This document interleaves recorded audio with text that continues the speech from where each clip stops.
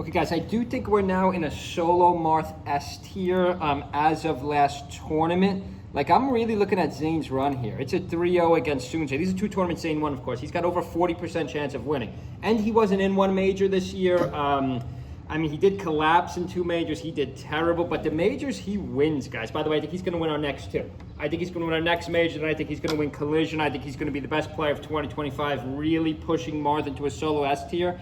I mean, I was going to make a video who's better, Marth or Zain. I guess the argument could just be Zain's so good. We'll see if he goes Kirby. We'll see if he goes Suck Tua in the next tournament. I don't think he is. Actually, none gets close. I mean, other than none, in these last two runs Zain made, no one even gets him to a game 4. Like, this is a game 5, rather. This is Zain crushing Axe. I mean, these are big wins. 3-0's Aura.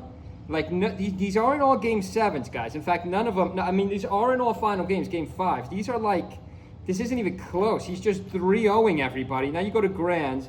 He absolutely crushes Cody. He crushes Cody. You could say, well, Cody beat him in that other major where I know Zain missed that forward smash left side of FD stage. I think that would have changed the meta. Then let's just check this out. This is the 3-0. This is the 3-0. Like, this is grand finals, guys. Like, you think about grand finals last tournament, like, Marth just beats all these characters. I mean, we're seeing the highest level gameplay we've ever seen right now between Zain and Cody. I mean, you could even argue H-Box is still really good. But, like, it just Marth just has no weaknesses other than Sheik. Our Sheiks have collapsed. J-Mook has collapsed. I don't know, Crudo is kind of on the rise, but he's just not there yet. I think the next hardest matchup, ironically, is Link. I think Link is like Marth's next best matchup at the highest level. I don't even think this is bad. This is a 3-1 and a 3-0 against Cody, the best player of 2025. Like, this isn't even close, guys. I do think if Zain would have entered that other tournament, oh, nice, beautiful. That was a beautiful combo, right side of stage here. By the way, this is Cody's counter pick too. Zain's still going to win. Is it 1-1? No, this is 3-0, so it's 1-0 Zain. This is Cody's counter pick. This is a 3-0 too. Now, you could argue, well, you're showing the two majors Zain won. I'm not going to show the two majors Zain collapsed in. Of course, I can show a lot more majors. You know, Zain's been dominant the last 3 years. I don't know what character. Like, leave a comment below. I don't get how you could argue Marth is not solo S tier. Like, Fox has all these weaknesses. We're still seeing the current meta. Obviously, Fox is obviously the second best character in the game. I mean, then again, like, even Mango, I don't think Falco is that bad for Marth at all. Beautiful edge guard by Zain there. Beautiful edge guard right side of the stage. He's just maxed out Marth, guys.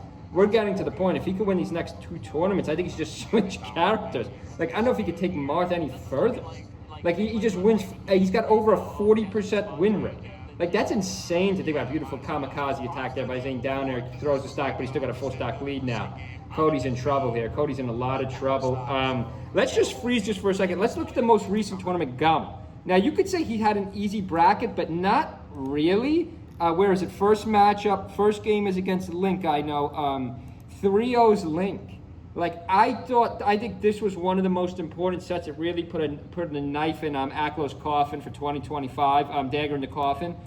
Like, I think if Aklo ever needed a set to win, I think he needed to win the set. It really changed the meta of the game because it just kind of proves the Link matchup is really, I mean, in 2024 it was a huge threat to Zain, but in 2025 I think Zain might have it figured out. Crushes Salt, except for that one anomaly there. So check out my last video I made yesterday, 2 days ago. That was weird. Zain lost that one by 4 stacks. But again, this is a 3-1. It's not even close. Zain versus Josh. Again, this isn't even close. Like, these sets aren't going 5. They're 3-1s. And it seems like Zain just seems to be giving up in these matches he's losing. Like, these 3-1, this isn't even close. Like, none of these are even close. And, of course, the Pups. He just absolutely decimates the Pups. 2 stocks a game. Again, only throws 1 game.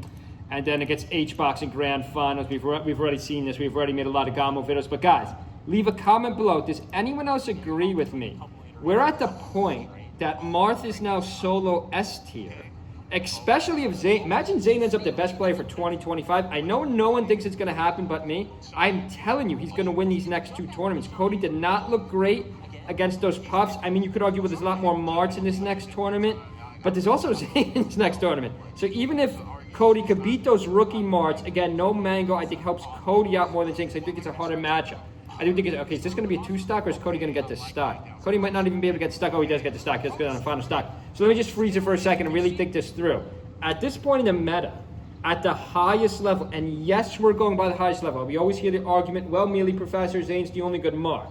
Zain's the only top 10 Marth, which may be true, but that's what we got to go by. Like one of our subscribers made a really helpful list. Check out my top 10, 2025 play summer list. But his or her theory was like, you have to go by streaks. You have to go by overall. But again, I value the highest placements way more than that. I value the highest placements way more than consistency. So if you're going by highest placements, like who could really, I mean, I guess you could argue captain because none got close there in the current meta. None is the only one to force Zain to game 5 in one of the tournaments Zain won.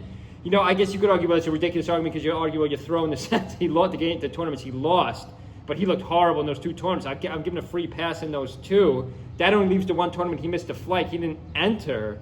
Like, yeah, guys, I think we're in a solo Marth S tier, unless Aklo could run it back with Link, or one of these Sheiks could step it up. But again, like that's a whole different argument. I don't think Sheik has as good of a spread as we think. Actually, I do think Sheik has a very good spread, but again, nowhere near of a character spread as Marth though. So unless Jmuka Crudo, one of these Sheiks rises up, unless you're just going to make the Cody argument, say, well, Cody's just better, Cody's going to beat him in grand finals. But last tournament, like, didn't look great for Cody. Hope everyone's having a good weekend. Make sure you subscribe, leave a comment below, and check out our Amazon affiliates. Does anyone agree with me? Marth is now solo S tier 2025. See you guys.